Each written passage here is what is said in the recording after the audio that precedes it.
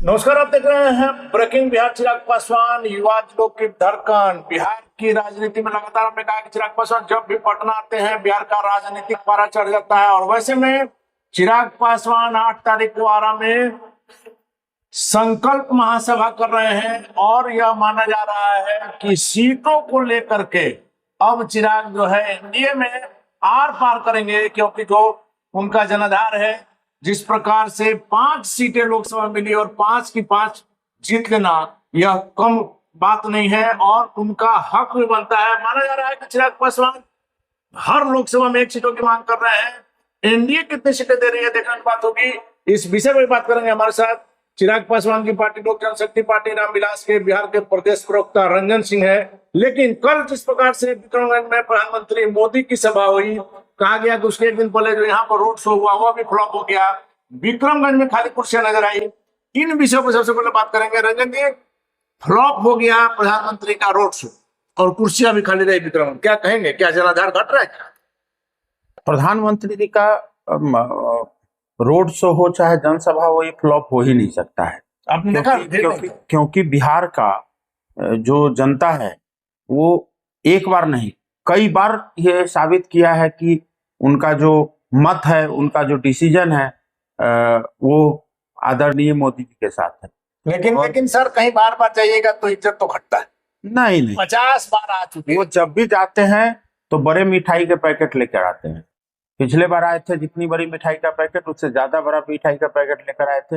हमारे बिहार को पैकेज देने में कहीं कोताही नहीं बरतते हैं। तो नजर नहीं आ रहा। पिछले बार 1.25 लाख करोड़ का पैकेज का विपक्ष को करा, कहाँ गया वो?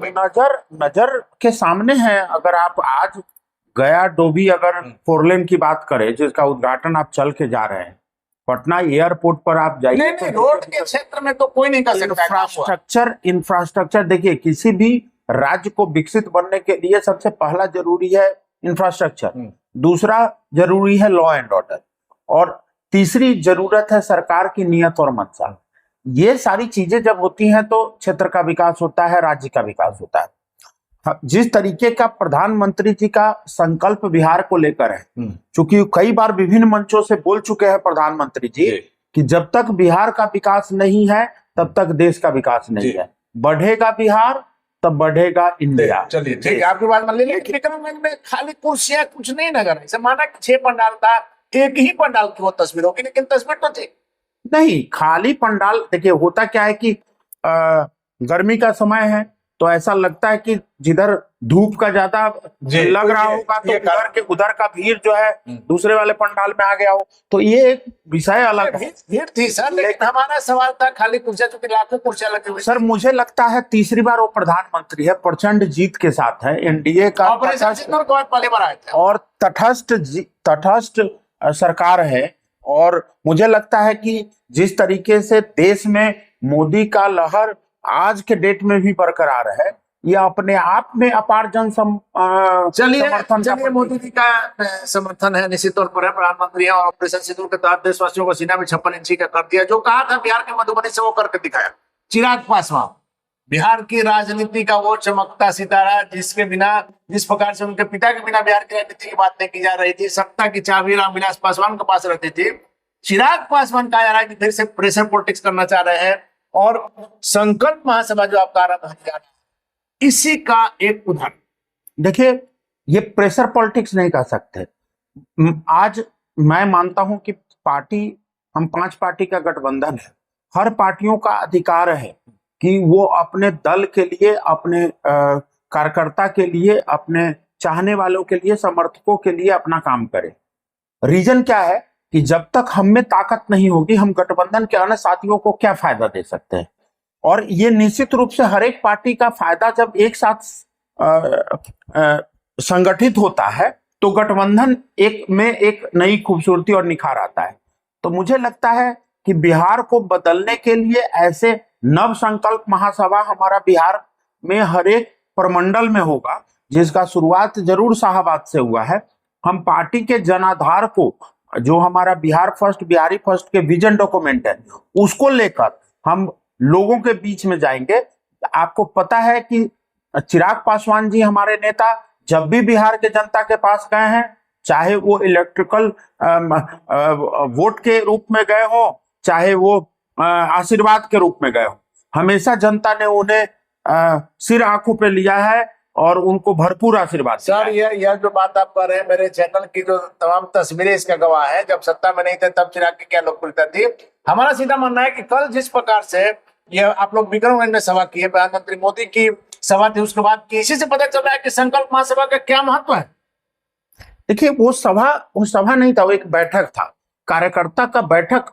365 दिन हमारा होता है। आज हमारे संगठन प्रभारी है और माननीय अरुण भारती जी, प्रदेश अध्यक्ष है राजू तिवारी जी, इन लोग के नेतृत्व में खासकर संगठन प्रभारी जी जिस तरीके से जब से बने हैं बिहार राज्य के प्रभारी, तो निश्चित रूप से उनका जो कार्यशैली है, तरीका है, वो उससे कार्यकर्ता में जोश है। और लगभग 365 दिन वो बैठक करते हैं हमारे कार्यकर्ता। एक लोजपा ऐसी पार्टी बिहार के अंदर आपको दिखेगी जो आज आप पता कर लीजिए, मतलब कहीं ना कहीं जिला में आपको बैठक का दौर जारी होगा।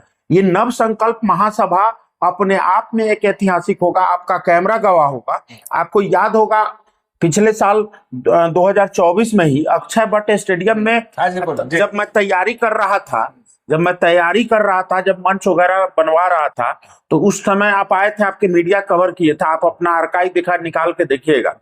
मेरा ही बयान था कि अनिल जी, ऐसा महासभा हाजीपुर के अंदर नहीं हुआ था। वो हुआ इस और मैंने एक नहीं, माननीय चिराग पासवान जी के साथ मैंने दर्जनों ऐसे सभा था जो मैंने किए हैं, जो अपार प्रचंड भीड़ के साथ हो। चाहे डेहरी में सोनू सिंह की ज्वाइनिंग रही हो, चाहे नालंदा में बहुत सारे ऐसी सभा रही हो, चाहे मुजफ्फरपुर का कहाँ संदेह है सर। हमारा तो सीधे कहना है कि जो 33 या 34 जो विधानसभा क्षेत्र के लोग जुटेंगे, 6 से 7 जो जिलों के लोग जुटेंगे, सीधे तौर पर कैंडिडेटों की अग्नि परीक्षा है। चिराग उनमें से निकालेंगे किसका क्या जनाधार है, पैनी निगाह रहेगी, एक्सरे निगाह रहेगी। हमारे पास जनाधार वाले नेता ही नेता है। लेकिन मैं आपको बता रहा हूं, जो हमारे पास चमत्कारी नेतृत्व है आदरणीय चिराग पासवान जी का, हमें उस पे काम करना है। हमें चिराग पासवान जी के विजन पे काम करना है। हमें बिहारी जब हम लोग मार्केट में निकलते हैं, जब हम लोग जनता के बीच में जाते हैं ना, तो हम लोग वोट, जीत, चीफ मिनिस्टर, मंत्री, विधायक ये सब भूल जाते हैं। हम लोग को सीधे जुनून रहता है कि किस तरीके से हमें जनता के लिए काम करना है, जनता से कनेक्ट। आज मुझे खुशी है आपके चैनल के माध्यम से कहते हुए कि जिस तरह से संगठन 8400 पंचायत में 3800 जिला में बना हुआ है, लोजपा का एक एक कार्यकर्ता, एक एक जिला अध्यक्ष हमारे जनता के सुख दुख में सहभागी है। ये तो शुरुआत है। हर पार्टी को यह अधिकार है कि वो अपनी लोगों को जमा करे और एक नया संदेश दे। जो इस महासभा का मेन खास बात है वो ये है कि बिहार फर्स्ट और बिहारी फर्स्ट के जो विजन है, उस विजन को पहली बार ऐसा होगा जब हम लोग बिहार के सत्ता में एक पॉलिसी मेकर की भूमिका में बनाकर, क्योंकि जब से बिहार फर्स्ट बिहारी फर्स्ट का विजन डॉक्यूमेंट बना है 2020 में, 19 में बना था, 20 में ये लॉन्च हुआ, तो 20 के बाद से हमारा बिहार में ऐसी कोई प्रतिनिधित्व तो विधानसभा के अंदर या बिहार विधान परिषद में नहीं रही। जब तक हम बिहार के पॉलिसी मेकिंग में पार्टिसिपेट हमारे लोग नहीं करेंगे, हमारे नेता का नेतृत्व जब तक दिखेगा नहीं, तब तक तो हम बिहार फर्स्ट बिहारी फर्स्ट का विजन ही मेरे कहने का मतलब था सर कि एक अनार स्वाभिमान वाली बात है। चिराग पासवान की पार्टी का सिंबल मिलना मतलब जीत का प्रतीक है। सीटों की संख्या लिमिट है, कैंडिडेट बहुत ज्यादा है, वैसे में उनमें से आपको चुनना होगा जिनका जनाधार और उससे ज्यादा है। देखिए, ये तो नेतृत्व को सोचने की जरूरत है। मैं आपको ऑनेस्टली अगर बताऊं तो जिस तरीके से आपने देखा होगा लोकसभा के चुनाव में अगर 10 महागठबंधन की 10 सीटें गई तो कैसे गई? 1 सीट उपेंद्र कुशवाहा जी ने और 9 सीट भाजपा और जदयू मिलके लूज किया, तभी महागठबंधन। आप तो 5 के 5, हम 5 के 5 जीते। आप जरा सोचिए अनिल भाई कि अगर उस समय की परिस्थिति में अगर शीर्ष नेतृत्व का, हालांकि उनके फैसले पे मैं सवाल नहीं उठा, लेकिन आपको ज्यादा सीटें रहती। लेकिन अगर मैं एज ए कार्यकर्ता मैं आपसे सवाल कर रहा हूं कि अगर मान लीजिए 10 सीट हमको मिला होता है, 10 सीट अगर हमें मिला होता, अगर 40 में से 30 में अगर भाजपा, जदयू और ये सारे लोग अगर लड़े होते, तो निश्चित रूप से आप कह नहीं सकते हैं कि आज एनडीए का जो नंबर ऑफ सीट होता है यहाँ कुछ अलग होता। आज ऐसा माना जा सकता है, जो समीकरण है, जो रिजल्ट हमने दिया, इसमें हम कह सकते हैं जो 10 सीटें एनडीए ने लूज किया और महागठबंधन ने गेन किया, काश उस 10 में से मैक्सिमम सीट अगर हम लोगों को मिला होता लोजपा को, तो चिराग पासवान जी के जो चाहने वाले लोग हैं वो जरूर वोट करते और पीएम मोदी के काम और उनका हाथ और मजबूत होता। पीएम मोदी का काम और चिराग पासवान जी का इमेज, अगर ये कॉकटेल बनेगा तो जनता में पागलपन आता है और वो वोट के रूप में दिखता है, और जब वो दिखेगा तो निश्चित रूप से उससे एनडीए को, तो ये तो हम शीर्ष नेतृत्व के क्रियाकलाप या उस पर हम सवाल नहीं उठा रहे, लेकिन मैं आपको यह स्पष्ट संदेश देना चाहता हूं कि जितनी ज्यादा सीट हमें मिलेगी, जितनी भी ज्यादा सीट मिलेगी, हम 100% लोगों के मन में, दिल में ये है कि यदि चिराग जी को ज्यादा सीटें मिलती है तो चिराग पासवान की जो लोकप्रियता है निश्चित तौर पर 100% स्ट्राइक रेट रहता। बिल्कुल यही मेरा कहना है।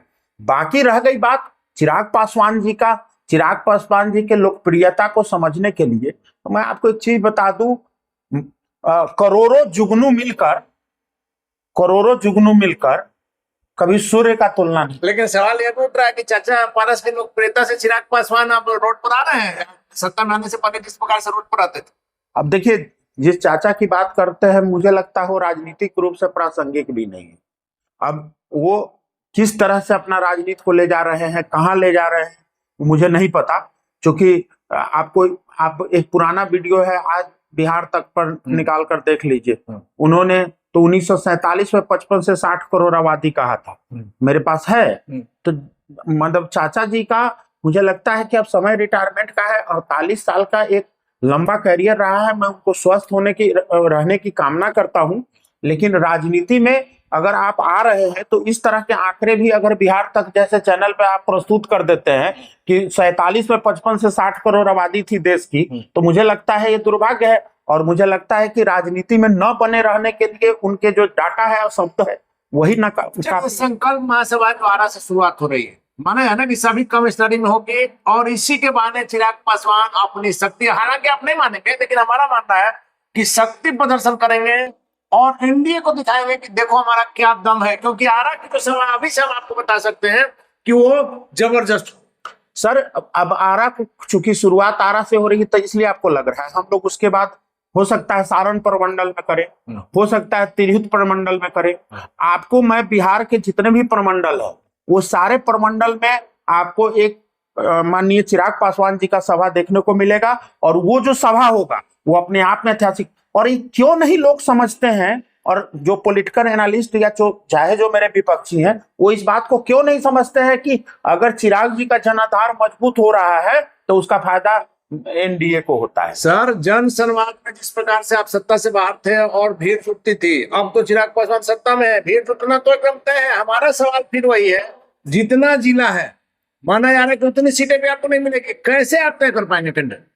देखिए ये तो शीर्ष नेतृत्व का फैसला है, ये मैं कैसे कहता हूँ। अभी मैंने आपको लोकसभा का एग्जांपल लेकर बताया ना, ये इसमें मेरी कोई चाहत नहीं। आप लोग चाह रहे हैं ना कि हर जिला में कम से कम एक। अब हम लोग क्या चाहते हैं, या हमारे चाहने से शीर्ष नेतृत्व का फैसला नहीं बनेगा, चाह रहे हैं, लेकिन मैं आपको एक चीज बता दूं कि हमारी चाहत से शीर्ष नेतृत्व का फैसला नहीं बनेगा।